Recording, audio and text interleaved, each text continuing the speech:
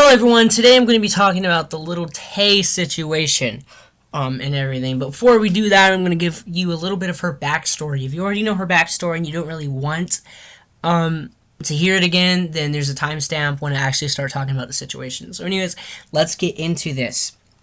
Lil Tay, or her real name is Tay. She exploded onto Instagram and YouTube in spring of 2018, claiming at the age of 9, although she was 10. That she was swimming in designer gear and cash stacks, naming herself the youngest flexer of the century. She posted rapping clips with profanity, luxury cars, and mocking lines. She went viral in just months. Her half-brother Jason reportedly managed and coached her persona behind the scenes, while her mother, Angela, backed the enterprise, and her father pursued court custody concerns over her welfare, but he lost. Now, in 2018, her accounts were deleted. The fallout included parental legal disputes and accusations of scripting her videos, concern settlements, and allegations that her brother pushed her into racist and controversial remarks. Her mother reportedly lost her real estate job via the controversy.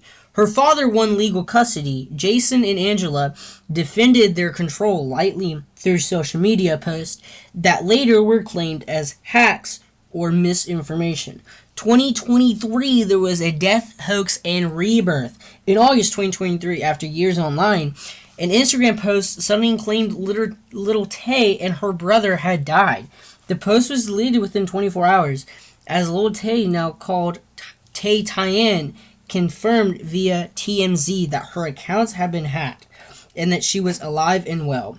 She resurfaced later that year with her debut single, Sucker for Green, seeing a loud comeback and starting a planned music career. And now this brings us to where we are now. July 29th, 2025, Lil Tay turned 18 and immediately launched an OnlyFans account. Let that sink in. 18 years old Lil Tay is. And somehow, there was already thousands of people, grown adults, lined up with credit cards ready the second the clock struck midnight.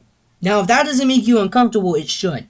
She says she pulled in about $1,024,298 in just 3 hours. Over $500,000 in subscriptions, almost $500,000 in DMs, and the rest is in tips. Now, the internet's calling it iconic, empowering, and record-breaking, but I'm going to call it what it is: the payoff of years of grooming her audience while she was still underage. You don't make $1 million overnight unless the audience has been permed for years. And in Lil Tay's case, they were. A week before she turned 18, she made a post. It's my 18th birthday on July 29th. And every male has been counting down. Should I do it? Multiple videos, multiple posts, same question. An Instagram countdown. Even Reddit threads tracking the clock like it was the Super Bowl. This wasn't just a casual announcement. It was marketing. Sexual marketing for someone still legally a child. Here's the ugly truth. When you hype up sexual content before someone is even old enough to legally make it, you're not selling empowerment. You're selling to pedophiles, period. And this reminds me of something that happened, I think, about last year. It was Rockelle, with millions of young fans collaborating with the Bop House, which is full of adult OnlyFans creators. She was only 17. And she still is only 17, working alongside those people and dancing sexually, which is not good. So over here, you have a 17-year-old collabing with adult content creators. It's disgusting. Here's the formula. Number 1, build a massive fan base while the star is still underage. Number 2, tease sexual content in months leading up to their 18th birthday. Number 3, launch the adult content account immediately, cashing in on years of inappropriate attention. It's not empowerment, that's pedophilia wrapped in glitter and hashtags. And this is a part of a bigger agenda, normalizing pedophilia. You've seen this rebranding, calling it a sexual orientation. using soft terms like a map instead of predator. It's an intentional push to make people lower their guard and accept this garbage as just another identity. Here's why this matters. When the media praises Lil Tay for her $1 million debut, they're also praising the audience that made it happen. And a big part of that audience has been sexualizing her before she was even legal.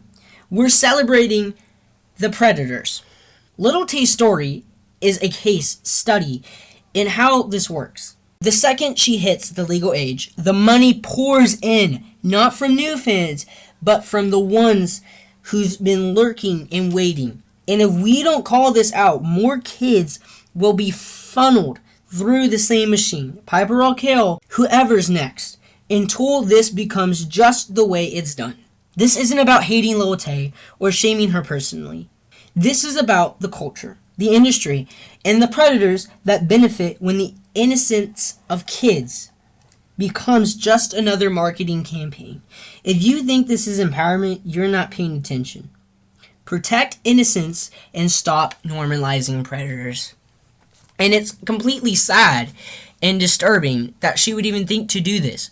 She was making countdowns and everything. Of course, from what I heard, she hasn't posted anything with her naked. It's just been her with adult clothing on, but still, it's crazy because it doesn't change the fact that men and we're still buying this stuff and waiting for it to happen. And the Piper Rockelle thing, I think, in my opinion, is even worse because she's 17 and she's collabing with adult stars.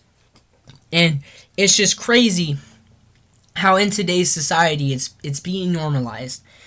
And we just need to put an end to it because it's not going to end somewhere good. Anyways, that's just a little bit of the situation, in my opinion, on it. And I hope you guys like the video, and just let me know your opinions down in the comments and everything. Also, I know I haven't posted a video in a while. I just been kind of busy and just kind of lost. I didn't really have anything I really wanted to talk about. And I know there's no camera, and that's just because my camera quality really sucks, and I didn't want to kind of put that on there, I guess. So yeah. Anyways, hope you enjoyed this video, and I'll catch you on the next one. Goodbye.